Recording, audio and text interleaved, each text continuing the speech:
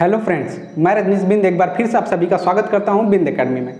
Friends, आज हम जो है ज्योग्राफी की पहली क्लास शुरू करने जा रहे हैं और जो ज्योग्राफी का पहला टॉपिक है हम पढ़ेंगे रोटेशन ऑफ द अर्थ के बारे में। ठीक है, यानी कि जो हमारे जो पृथ्वी है, अर्थ है, वो कैसे काम करती है उसके बारे में हम पढ़ने वाले हैं। तो चलिए शुरू करते हैं बिना किसी देरी के और देखते हैं अपना जो क्लास है उसको। ठीक है, तो रोटेशन ऑफ द अर्थ यानी कि पृथ्वी की परिक्रमा। ठीक है, रोटेशन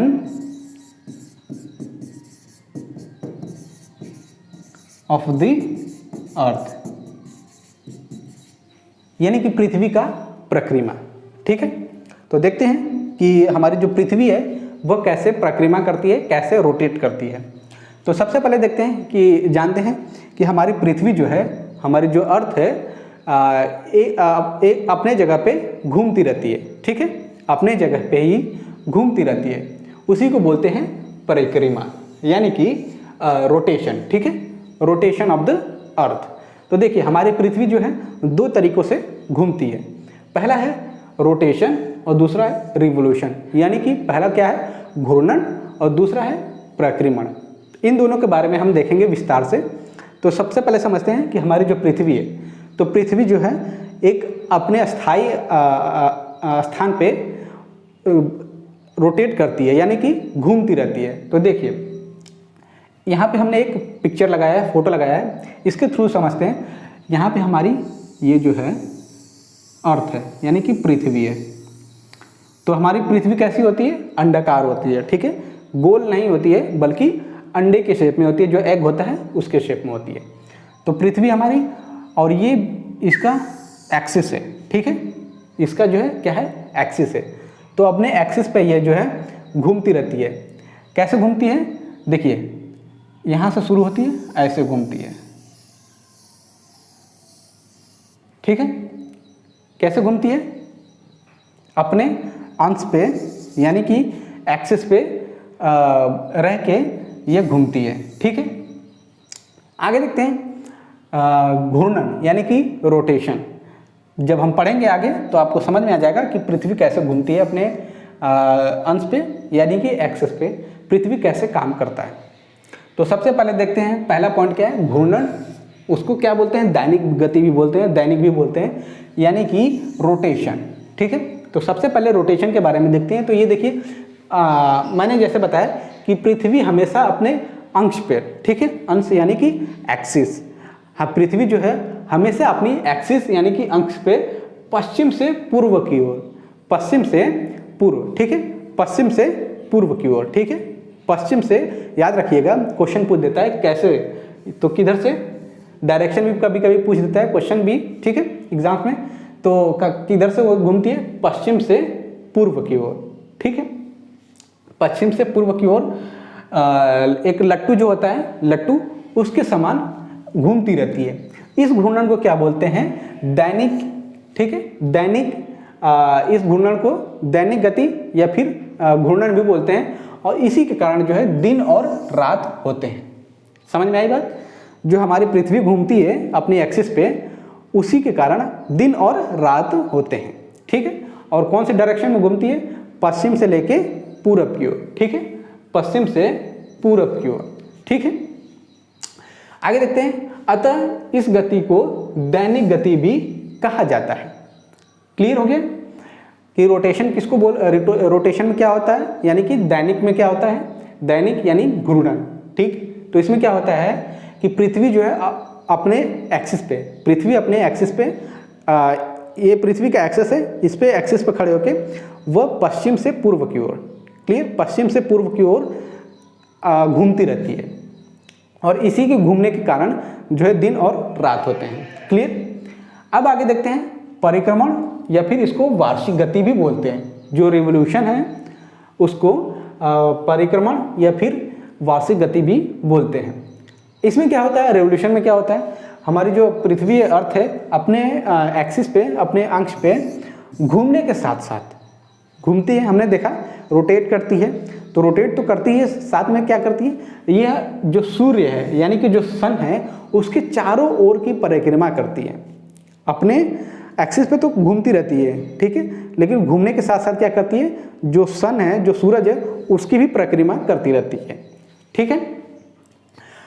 पृथ्वी अपने एक्सिस पर घूमने के साथ साथ जो है सूरज के चारों ओर एक अंडाकार मार्ग पर घूमती रहती है, जो कितना दिन घूमती है, 365 दिन तथा 6 घंटे, ठीक है, 365 दिन और 6 घंटे, तब जाके 1 साल होता है, ठीक है। जब हमारे पृथ्वी सूर्य का कितने दिन चक्कर लगाती है, 365 दिन जब चक्कर लगाती है और 6 घंटे, तब जाके 1 साल होता है, ठीक।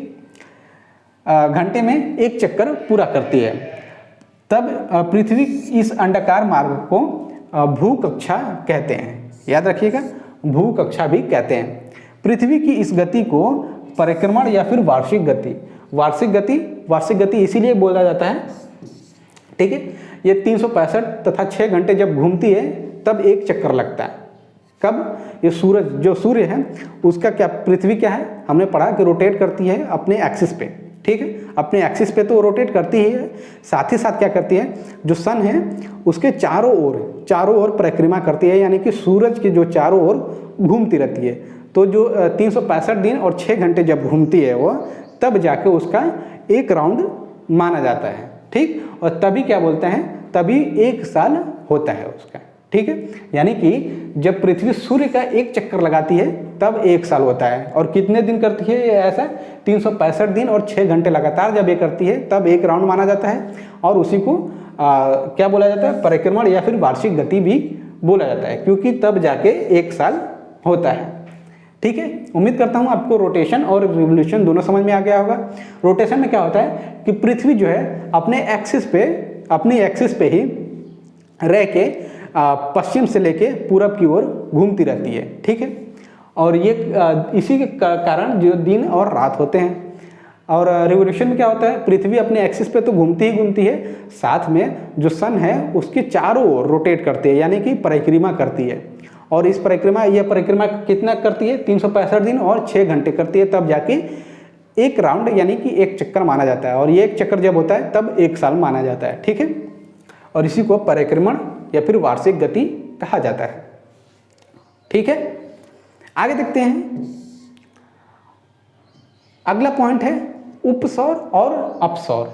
क्वेश्चंस यहाँ से भी बनते हैं एग्जाम्स में, अपसौर और उपसौर। यानी कि उपसौर क्या होता है, पेरीहेलियन, और अपसौर क्या होता है, एफिलियन, ठीक है। तो यहाँ से भी क्वेश्चन कई बार बने हैं एग्जाम्स में। तो सबसे पहले देखते हैं उपसौर क्या होता है। उपसौर जो होता है जब पृथ्वी सूर्य के अत्यधिक पास में होती है, जब पृथ्वी जो हमारी अर्थ है सन के ज़्यादा पास में होती है, यानी कि जब डिस्टेंस बहुत कम होता है सन और अर्थ के बीच में, तब क्या होता है, पेरिफेरियन बोलते हैं उसको, ठीक है। और अपसौर किसको बोलते हैं, जब हमारा पृथ्वी जो होता है, अर्थ है, वह सन से काफ़ी डिस्टेंस पे होती है, यानी कि काफ़ी दूरी पे होती है। एक डायग्राम के जरिए देख लेते हैं और समझ में आपको अच्छे से आ जाएगा। तो देखिए यहाँ पे एक डायग्राम हमने लगाया है, इससे आपको समझ में आ जाएगा कि उपसौर और अपसौर किसको कहा जाता है। तो सबसे पहले देखते हैं अपसौर। ये देखिए हमारा सन है, ये हमारा सन है, यानी कि सूरज, ये हमारा सूरज है, ठीक है। और जैसा कि हमने देखा था, पढ़ा था कि हमारी पृथ्वी जो है सूरज के चारों ओर चक्कर लगाती है, सूरज के चारों ओर चक्कर लगाती है। तो जब चक्कर लगाते समय पृथ्वी जो हमारी पृथ्वी है, जो अर्थ है, सन के सबसे पास यानी कि अत्यधिक पास में आती है। जब पूरा राउंड लगाती है सन का, पृथ्वी जो है पूरा राउंड लगाती है सन का, उस टाइम पृथ्वी ऐसा भी होता है कि सूरज के पास होती है, कभी कभी सूरज के दूर भी होती है, ठीक है। तो जब सूरज के सबसे पास में होती है पृथ्वी चक्कर लगाते समय, तब क्या बोलते हैं, उपसौर यानी कि पेरीहेलियन, ठीक है।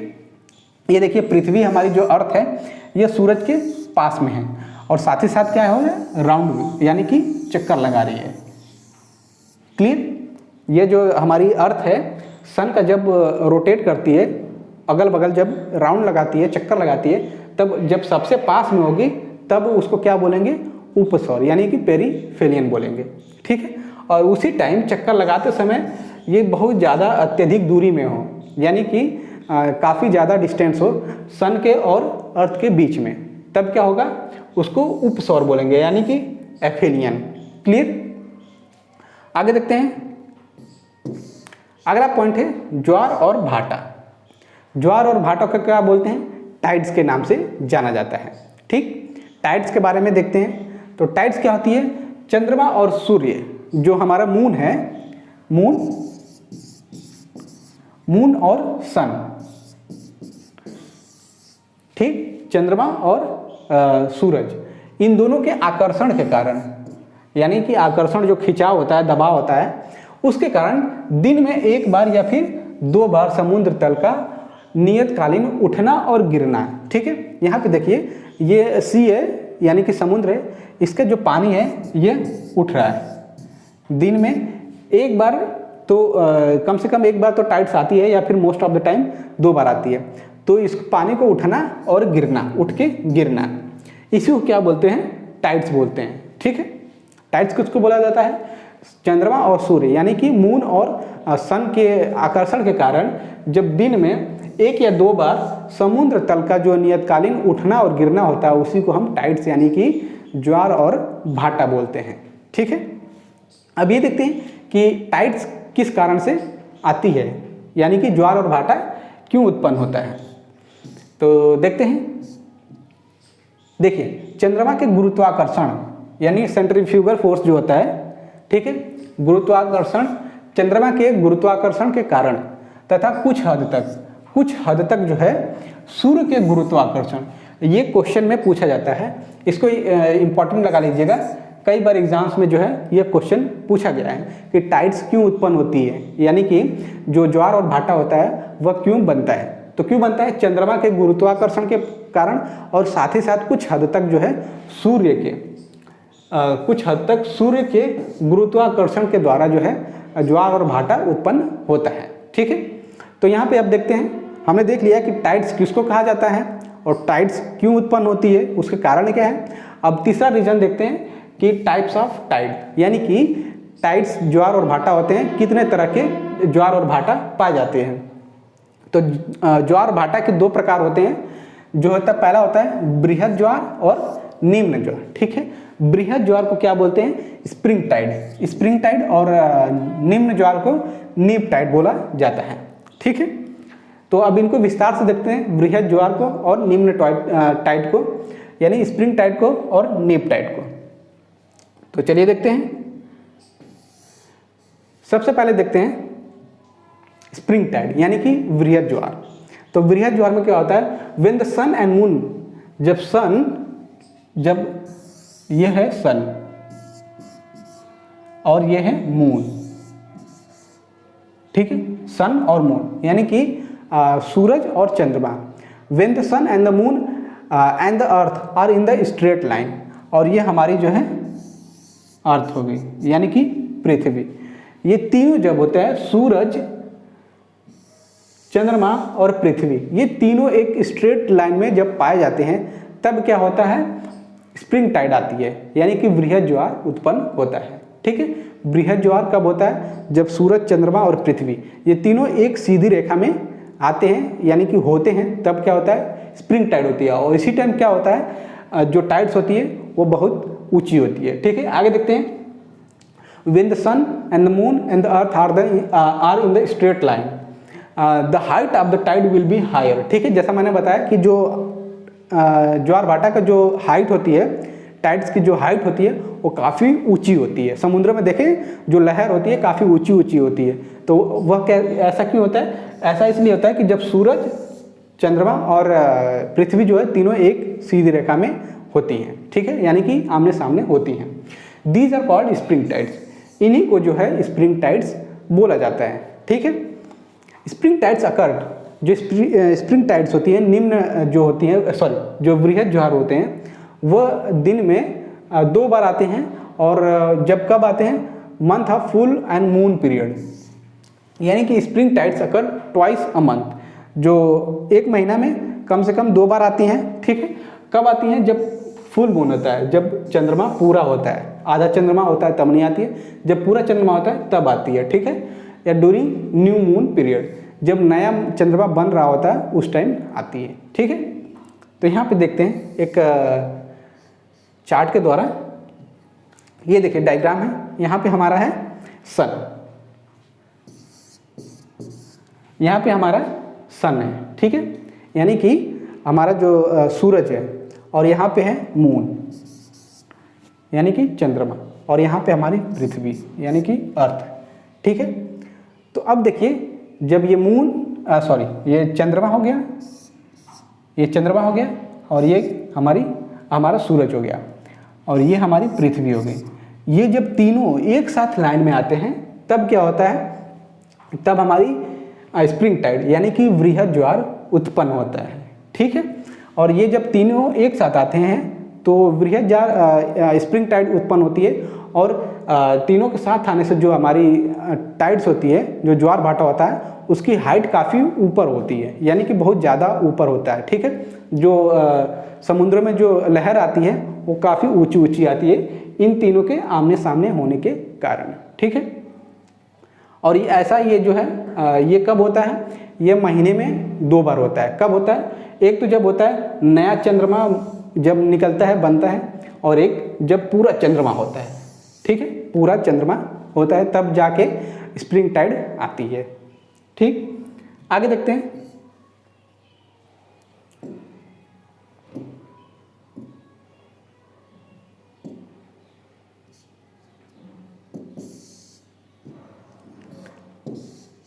अगला टाइड देखते हैं, निम्न ज्वार यानी कि नीप टाइड। ठीक है, नीप टाइड में क्या होता है?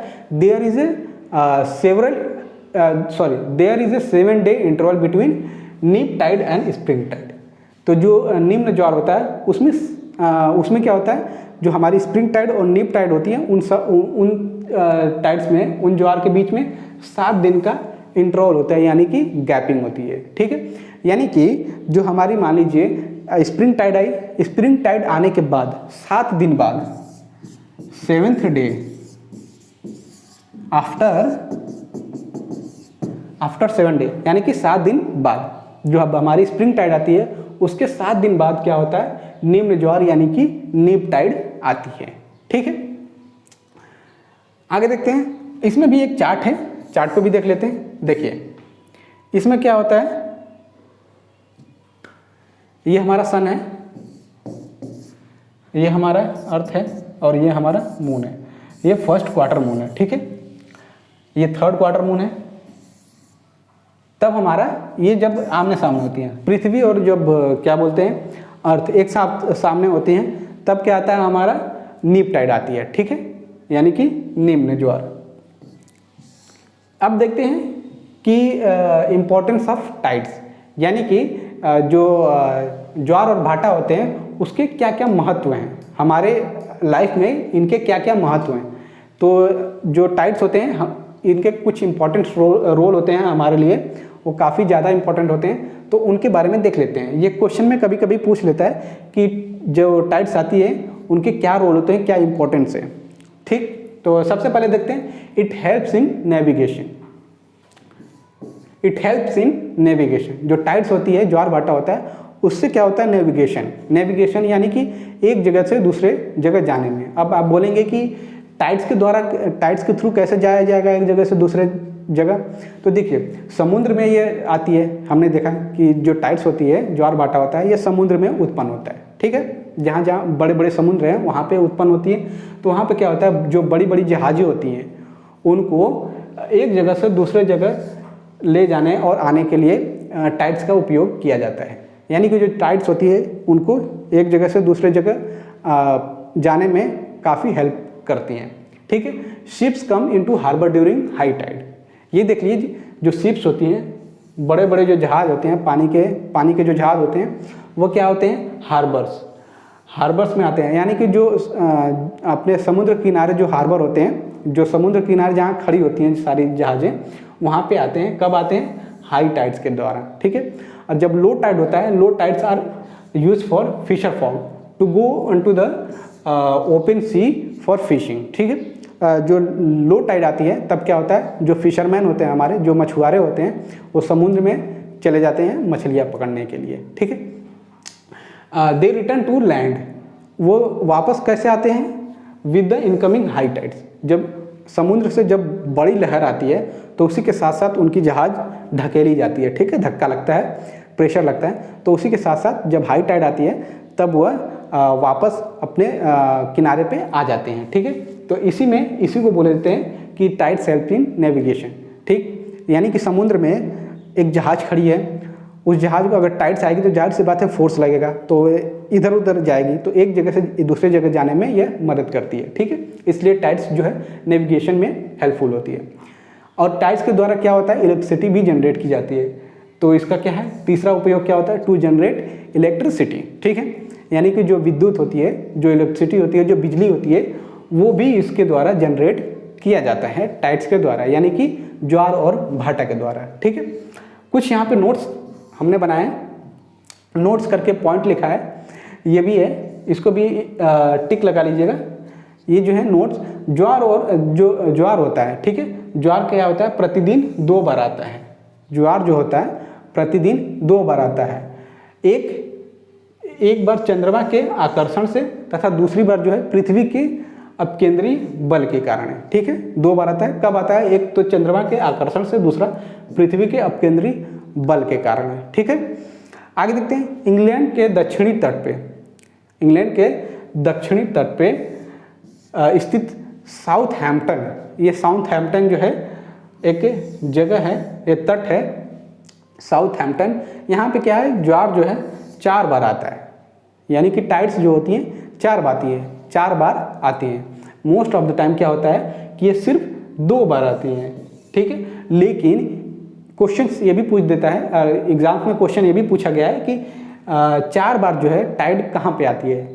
ठीक, यानी कि ज्वार और भाटा जो होता है ये 4 बार भी आता है, और ये कौन सी जगह पे आता है, तो कौन सी जगह है, इंग्लैंड। इंग्लैंड के दक्षिणी तट, जो दक्षिणी तट का नाम है साउथहैम्पटन। ठीक है, साउथहैम्पटन, यहाँ पे जो है टाइड्स 4 बार आती हैं, कब, दिन में, प्रतिदिन। ठीक है, प्रतिदिन 4 बार आती हैं, लेकिन मोस्ट ऑफ द टाइम सिर्फ 2 ही बार आती हैं, दूसरे जगहों पे 2 बार आती हैं, लेकिन यहाँ पे जो है 4 बार आती हैं। क्लियर। बस दोस्तों, आज की क्लास के लिए इतना ही।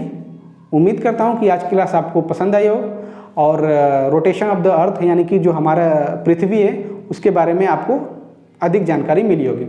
तो अगर ये वीडियो आपको पसंद आई तो प्लीज़ इस वीडियो को लाइक करिए, जितना हो सके शेयर करिए। कोई डाउट हो या सुझाव हो तो प्लीज़ कमेंट बॉक्स में कमेंट करिए, और अगर चैनल पर नए हैं, चैनल से अभी तक नहीं जुड़े हैं, तो प्लीज़ बिंद एकेडमी को सब्सक्राइब करिए, और साथ ही साथ बेल आइकन को प्रेस कर दिए ताकि कोई भी अपडेट आए तो सबसे पहले आपको मिले।